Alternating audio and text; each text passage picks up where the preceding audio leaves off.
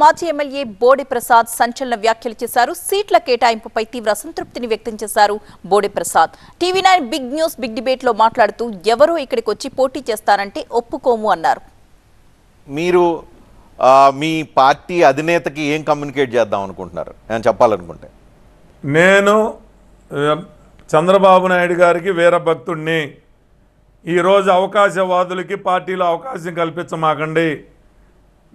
నాలాంటి కమిట్మెంట్ ఉన్న నాయకుడిని ఆదరించండి. నేను మీకు గెలిచి పెనమలూరు సీటుని ఈ నియోజకవర్గాన్ని మీకు బహుమానంగా ఇస్తాను.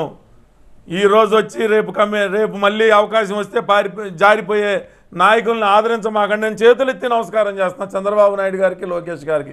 ఇప్పటికీ కూడా వీళ్ళు ఈరోజు ఏదైతే అవకాశం ఉండి మన పార్టీలోకి వచ్చి రేపు మళ్ళీ అవకాశం వస్తే పార్టీని ముంచిపోయి వెళ్ళిపోయే నాయకుల్ని ఆదరించమాకండి అని చెప్తా ఉన్నా.